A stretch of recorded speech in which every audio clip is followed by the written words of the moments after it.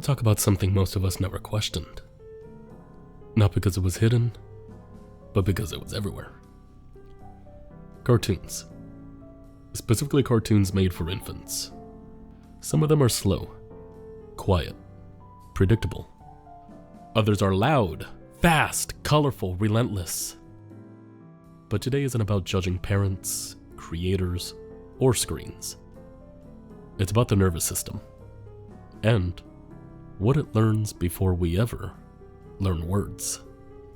Before we go any further, I want to try a small experiment with you. In a moment, I'm going to show you two very different clips. Both are made for infants. Both are considered normal. But while you watch it, don't analyze. Don't critique. Just notice what your body does. If you'd rather skip this test, you can jump to the timestamp on the screen now. No pressure. Ready? 3, 2, 1. Is Boots' heart here?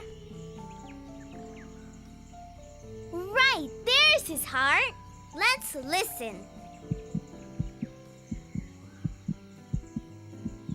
Wow, Boots. Take a second. What did you feel? Did you feel bored?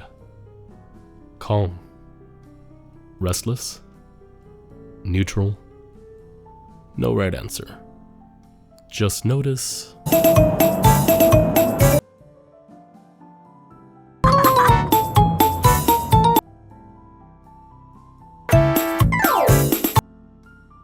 Wheels on the bus go round and round. Now pause again.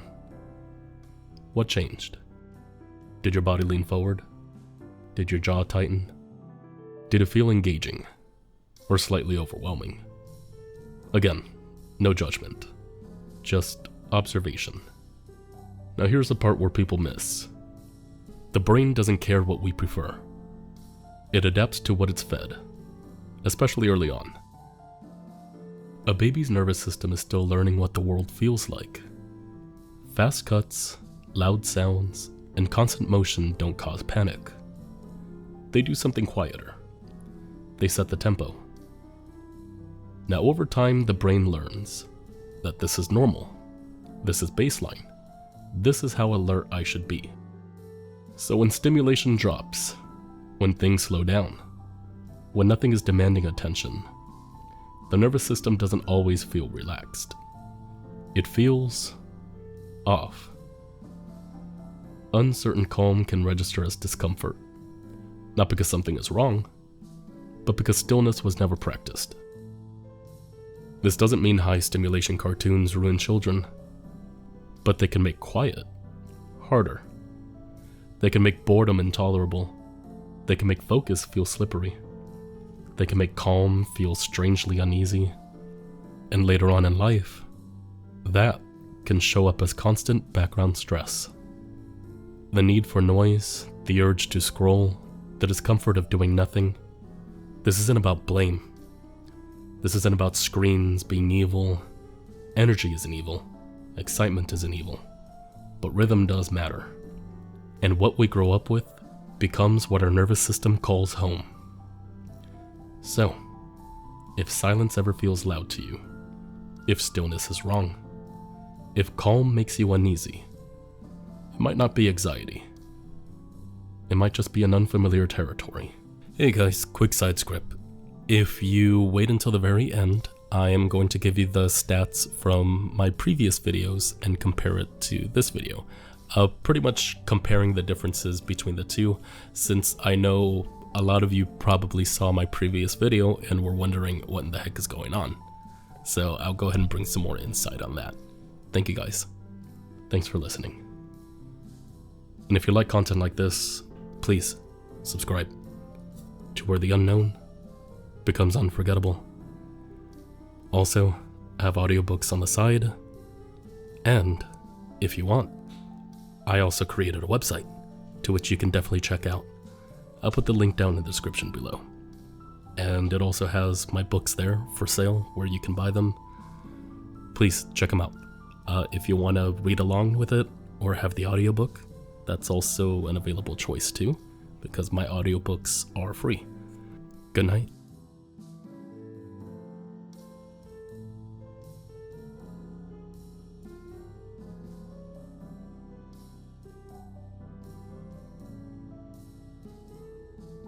Hey guys, welcome to Whispers Research Lab.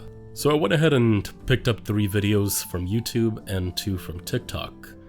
The one on YouTube is called The Rented Airbnb Becomes Ground Zero for the Paranormal, while the other 2 are sister videos from The Fast Food is a Scam and Here's Why. So on the first video, you have some interesting differences that pretty much go over what I am talking about.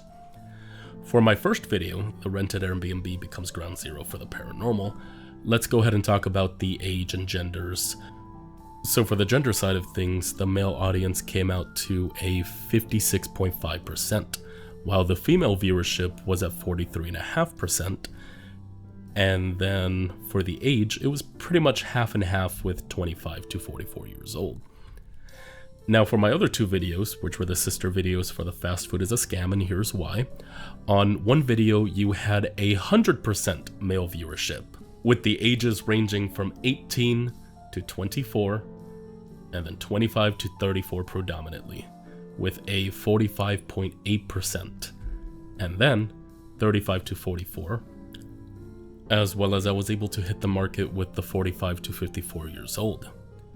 For the other video, male viewership was at 94.5%, whereas the rest was filled in by female viewers, and that one pretty much was more spread across the board, with 13 to 17 year olds being 18 to 24 being 16.5%, 25 to 34 being 41.4%, so still bigger numbers there, whereas 35 to 44 being 20.6%, and 45 to 54 being 9.4%.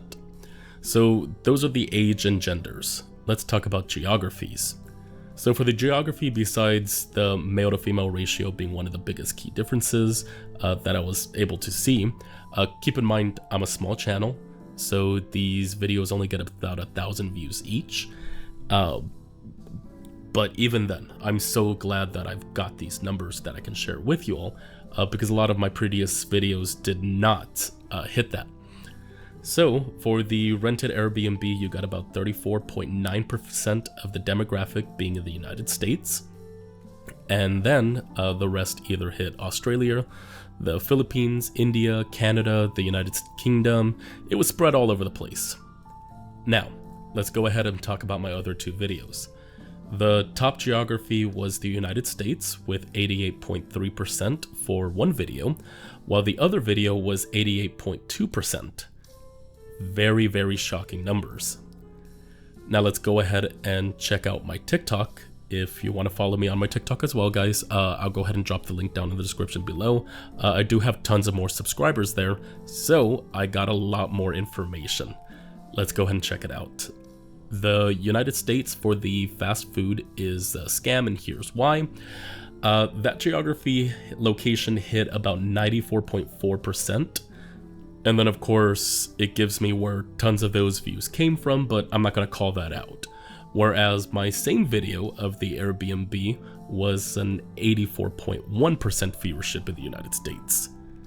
However, here the demographic for the gender was absolutely insane to see. So I had a 52% male viewership versus a female viewership of 46%, and then 2% other.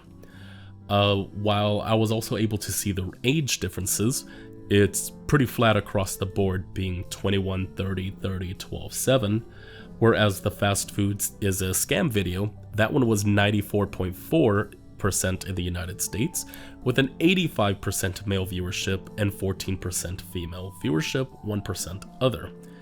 Again, insane differences between the 2.